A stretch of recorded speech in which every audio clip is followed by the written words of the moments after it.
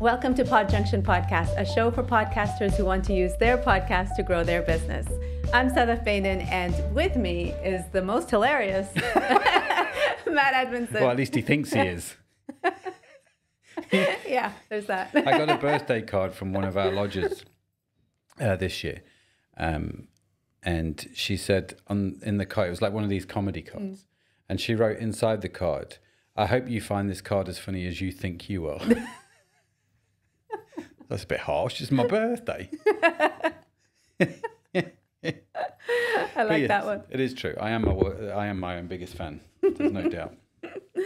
Awesome. So today we are going to be watching a segment from a conversation that I had with Peter Murphy-Lewis, who is a marketing consultant and the podcast host of LTC Heroes, which is long-term care. It stands for long-term care. Okay. Yeah. So, and in this particular segment, you're going to be learning how to use your podcast as a way to get involved in industry events, how to network effectively for strategic guests, and how to create and distribute evergreen content. Very good. You did that really well. It didn't look like you're reading it off a whiteboard. Excellent, because I was hoping it wouldn't look like that at all. Yeah. You're watching on video. You had no idea, did you? So yes, what's this here? If you're that's your part. Okay, so state-of-the-art technology here with this whiteboard. So am I the blue ink? Is that how You're the blue. Okay, it's good we rehearsed this. So if you're new to this show, I have to tell you what to say, otherwise you won't say it. That's true. Or you'll say the wrong thing, or too much of something. Wow. Hope you're as funny as you think you are. What is this? Have a go at Matt. Anyway, if you are new to us, a warm welcome to you. Yeah, this is normally how it goes. I wish I could tell you that it gets better than this, but frankly, no.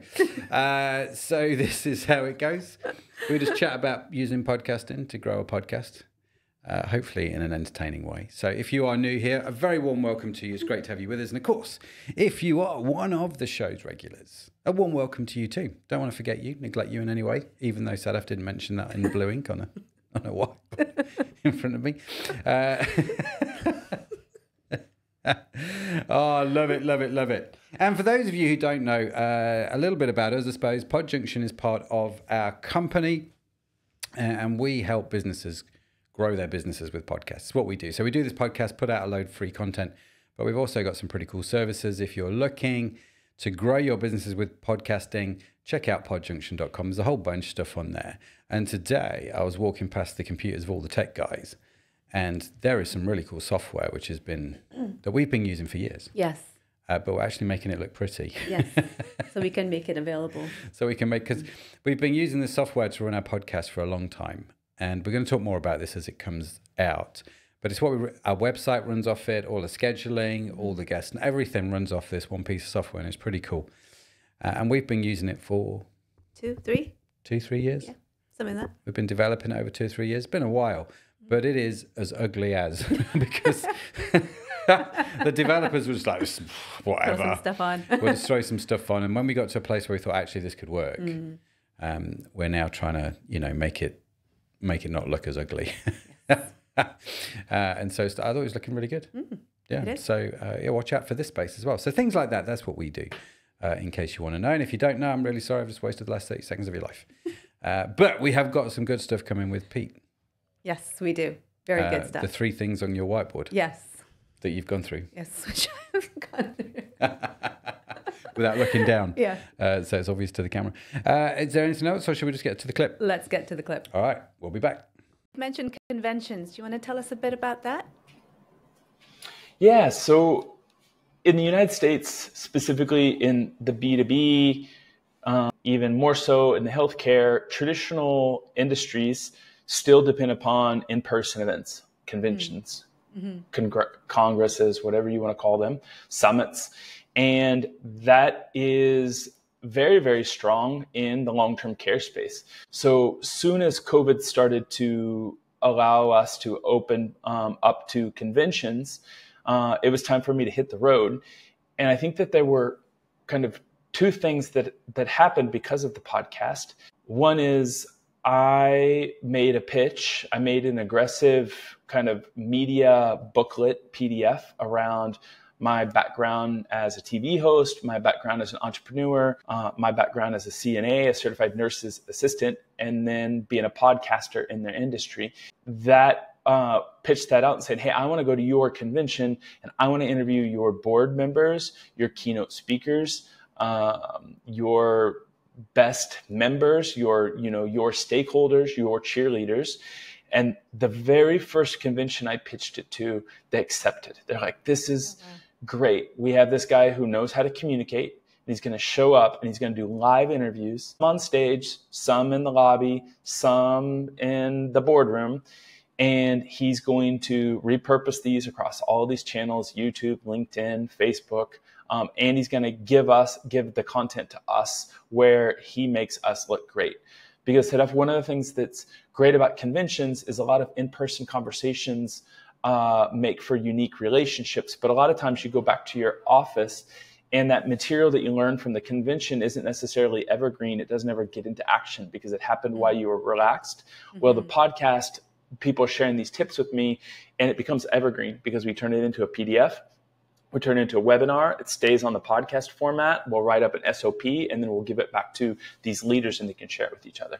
That was the first thing. The second thing that I think that I didn't expect, which was me going to conventions, then turned into me getting invited as a keynote speaker. So I did, more than 20 talks at these conventions over two years.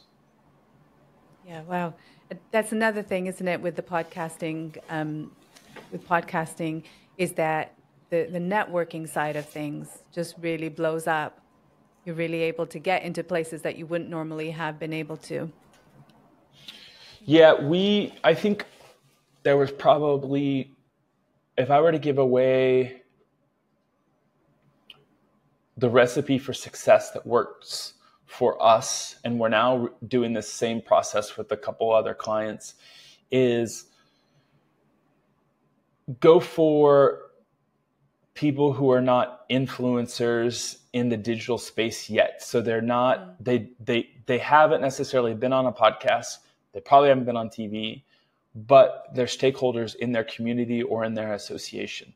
So for me in the healthcare space, those are board members. Board members are often leaders of their community, of their state, regional, maybe even national level. But they might be 50 or 60 before the digital world. So they're influential offline, but don't have the place online yet. And making those people look like heroes on your podcast space is beneficial to them and beneficial to you, because that person will then open the door up for you. You just have to, when you turn off the recording, you just say, who are 3 other people in your space that you think that I should interview and highlight their work? And now they're going to open the door to someone even higher. And eventually you're going to start to share audiences. The 2 other people that I think I focus on is the event planners at the conventions. So they're often the people doing the legwork. So if you focus on the executive director, you focus on the CEO, you focus on the president, well, you're competing against 5 other people in the state who are trying to get their attention. But if you speak to the event planner, who's the person who puts together the podcast invites, puts together the sponsorships, puts together who are the keynote speakers, this 28-year-old who got out of college 4 years ago is the person who's doing all the work and can open the doors for you and is not nearly as busy as or for people's attention as the CEO. And then so once you do those 2 things, eventually you're going to get a really big name. In my case, it was the CEO of the largest healthcare association in the United States, the president, and also and then the second largest association, we also got her as a president. Once we got those 2 people, we started to get well-known authors. We started to get huge influencers on YouTube. And those 3 kind of elements just spiraled. It was a domino effect in terms of brand awareness for what we were doing. If that got you curious and you want to catch the full episode, be sure to subscribe to the show. We've got plenty more great conversations coming up. Wow. There you go. Look, I was getting so engrossed in that. It's good, wasn't it? Jealous of his hair. I mean, he pulls that off, man. I could never do that. But yeah, I was getting so engrossed in that. So I'm looking forward to the whole full interview coming out. Yeah, it was a good one. It was a fun one to do. Can I just apologize for No.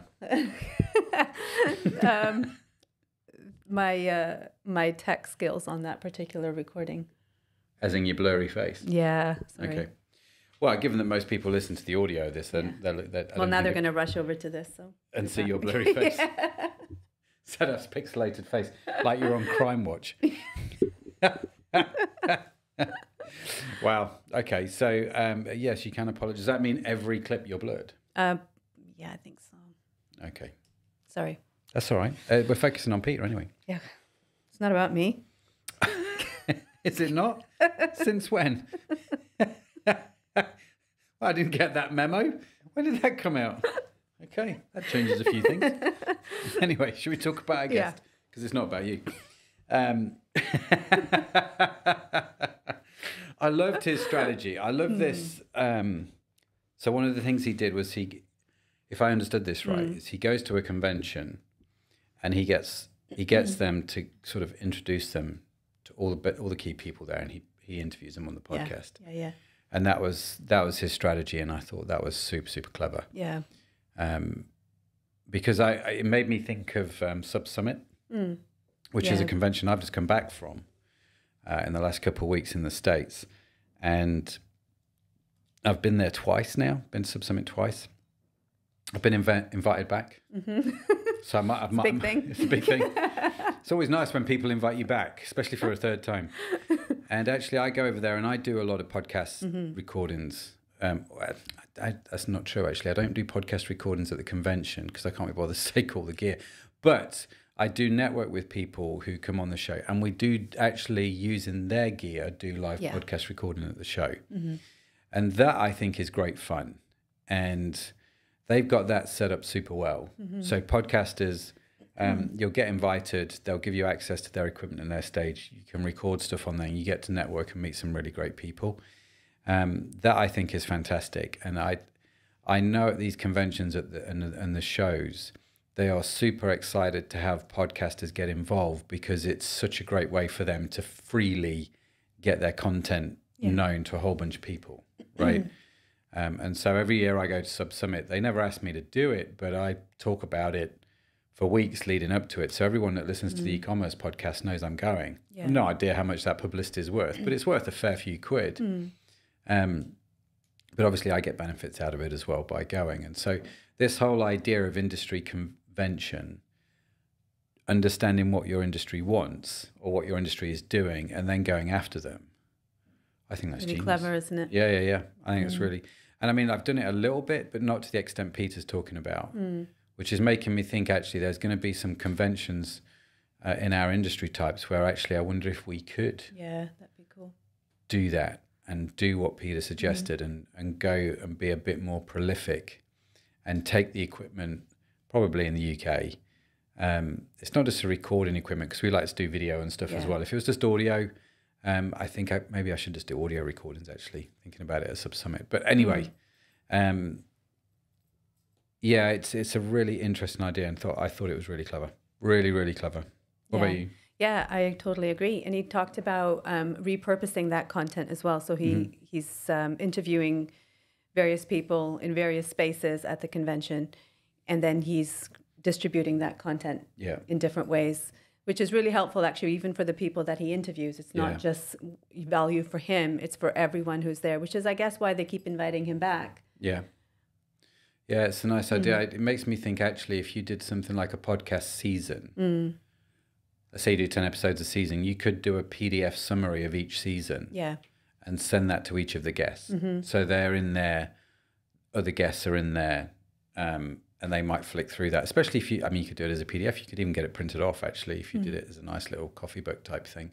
It could be another interesting idea, but I think anything that you can do to stay in the mind of your guests, I think is super good. So that kind of thing is great. And also he talked about how it opened up the opportunity for him to become a keynote speaker as a result of attending these conventions. Yeah. Well, again, I would say that's true. Just, I mean, with podcasting, it opens the door to all kinds of speaking channels. Yeah. Especially if it's one of those things, isn't it? If you come across well on the podcast, people will just assume that you come across well on the platform. Yeah. Which is not entirely true. I mean, they're two very different skills, I think. But, we do get asked to speak at events because of the podcast, and that's quite nice. Mm-hmm. Especially for me, because I hate the spotlight. Hate it. Hate being in the limelight. Hates it. Don't want to do it. I've chained him to the chair. Yes, you will do this podcast. I know you don't want to, but you will. Yeah. But no, I that's one of the great things about podcasting, actually, is it can open doors to speaking. Yeah. If that's the kind of thing that you want to do and the kind of thing you want to get involved with, podcasting is a great way to do that. And you can accelerate that, I think, with Peter's strategy by getting the conventions to know about you as a podcaster and just speeding that whole process up. You get your face seen once or twice around there. Yeah. They're going to invite you to come back and speak at the conference without a doubt. And so, especially if they see you're producing some kind of great value for them. Yeah. What did you think to what he said about, so he's interviewing board members and stakeholders, influential leaders in the industry, but then also the podcast or the event organizers, the event planners, kind of sandwiching both ends, isn't he? It's an interesting, again, another interesting strategy. So he said he wasn't going after the people who were digital influencers yet because that's where a lot of competition lies. Yeah. But he's more going after the key stakeholders, and he's understood at the convention that the event planner is a key stakeholder because they're the gatekeeper to a lot of things, and so talking to them, going out of his way to be kind to them, I think is a sensible strategy, to say the least. I mean, it's worked for us. I mean, just being nice to people generally works quite well. But yeah, he's understood who the key people are. So both board members, stakeholders, he understands those. But he's understood that event planners are also a stakeholder where his, podcasting and speaking through conventions lies. And actually, they usually have access to quite significant networks. And so I know with Sub Summit, for example, there's a lady there called Lauren. Lauren's lovely. And so Lauren will often say to me, she'll just send me emails. So why don't you have this person on your podcast? Or you could do a podcast recording with this person. And actually this year she sent me an email saying, why don't you do a podcast with Amelia Kuma? And I was like, I actually know Amelia. I'd met her the previous year at Sub Summit. So I'm like, sure, let's do that. And we recorded the podcast and it was great. She bought me a bottle of wine and everything. It's very kind of her. But it was one of those things where Lauren is constantly thinking, why don't you do this, and this? And I think same with the guys there, they're lovely people, and I think they go out of their way to help you, especially if you ask them, do you know anybody who could ... who meets this criteria? They have access to big networks, and I think if you talk to the event planners well, it can open some really interesting doors. Yeah. So yeah, I thought it was good. I thought it was a top tip. So yeah, how to use your podcast as a way to get involved in industry events. I think there's a number of ways that you can do that. There's a strategy like Peter talked about, which is just basically let me come and interview everybody and I'm going to produce this at the end and everyone's going to be happy. And by the way, I'm already a podcaster. I've got this training, blah, blah, blah. That's one way to do it. Another way to do it is to go and see if you can do a live podcast at their event, maybe with some of the guests or some of the shows. Some of the speakers would be another way to do it.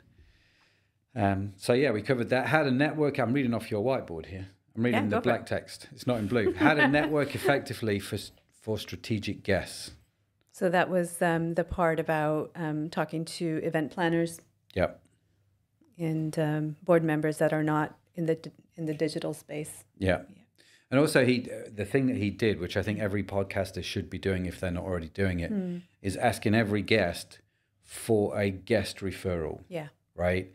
Do you know somebody else in this space and I could feature their work and have them as a guest on the podcast? Because I think referred guests always make the best guests. Unless you have a list of strategic clients that you're going after as and you're using your podcast that way. If you're using your podcast that way, go after those people by all means. But if you're using it to grow your influence in a specific industry, then asking people in that industry to refer you to other people in that industry is a great way to get doors opened. Yeah. So the doors open, and actually the guests that come on, my experience is if I have a guest on the show because they've applied, there's usually a quality of that guest. But if the guest is on the show because they've been referred, I tend to find the quality of that guest is higher. Yeah. And the value which our audience derives is usually higher, mainly because they're not there to try and sell something. They're there because, a friend has told them to be on the show. Yeah. And so you can network effectively that way just by asking for the referrals.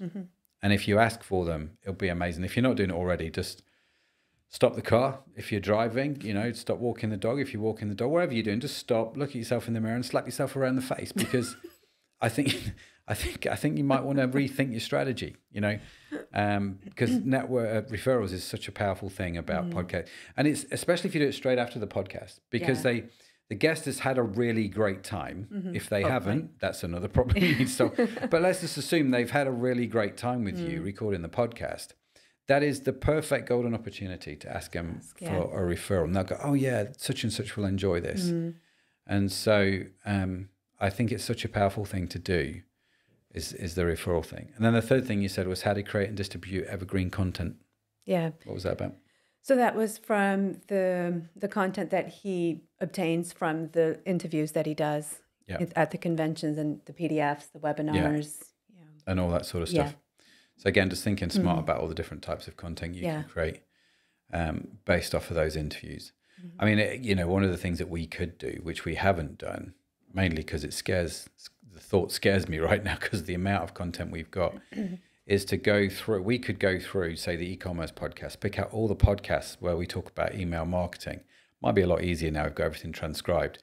But you could pick out all the aspects of that, and then we could create one big PDF just on email marketing, just from that content alone, from those guest experts. And that would be some more evergreen content that we could use from multiple guests without too much drama. I say too much drama, we're going to need to get a summer intern to come and do it. But that's definitely a possibility. We could create those kind of guides based on that content. It's not wholly a bad idea, to be fair. Okay. Yeah. Did you write that one down? Nope. Maybe it wasn't such a good idea after all then. So we're not doing that. Okay. Not right away. Not Maybe next summer. Maybe next summer. Brilliant. Okay. Well, we've gone through the 3 points. Is there anything else? No, I think we've covered it. It was a short clip today. Yeah, it was. Very short clip. Well, all that's left for me to say then is make sure you like, subscribe, and do all that good stuff with the podcast. If you help share it out, it helps us to reach more people, which gives us more reason to keep putting out this content, which hopefully you're enjoying. But yeah, if you know anybody that would make a great guest for our show, speaking of referrals, let this young lady know. Let me know. Because thank you. Why would you not tell us? They'd be a great guest. And so, yeah, let's get them on the show. Let's talk to them. Love to pick their brains. And if you're listening, you're a podcaster and you think, actually, I'd like to be a guest as well. Be brave. Just get in touch. Yeah. What did you say? Reach out. What reach out. Actually, no, don't answer that. I heard be gentle. No. I'm like, what's... No, but definitely reach out. Be gentle too. Don't be mean to Sadaf. That never works well. But yeah, we'd genuinely love to hear from you if you want to be a guest on the show. Obviously, we're talking to lots of people that we know and getting some nice referrals, which is great. But if you listening to the show want to come on, or you know someone that does, please do get in touch. You can find out how to do that on the website, podjunction.com. There's a little thing I think there's a link on there which says be a guest. Yes. There is. Yes, there is. So, come be a guest on the show. That would be absolutely awesome to hear from you. It genuinely would. But I think that's it from me. Is that it from you? That is it from me. Thank you. Are you sure? Yep. Okay, awesome. Well, thank you so much for joining us this week. We've got Peter next week. Yeah, we do. What are we talking about next week? Fun stuff. Lots of good fun stuff. That's Sadaf's code for I haven't got a clue. I've not actually prepped next week's yet. That's what's going to happen. And it's a long while ago since I spoke to Peter. I've talked to 2 people since then, so I've forgotten everything that he said. Is that right? A few more than 2, yes. Okay. So anyway, we've got Peter coming up. So, the guy's awesome in his marketing. So do come join us for that. Come learn more of his strategies. But that's it from me. That's it from you. Yep. Thank you so much for joining us. Have a fantastic week. Bye for now. And that brings us to the end of today's episode of Podjunction, where business meets podcasting. If you've enjoyed the insights from this episode and want to grab the show links, head over to podjunction.com. And while you're there, we'd love for you to sign up to the newsletter too. Whether you listen while on the go or in a quiet moment, thank you for letting us be a part of your day. Remember, every episode is a chance to gain insights and to transform your podcasting journey. So keep tuning in, keep learning, and until next time, happy podcasting.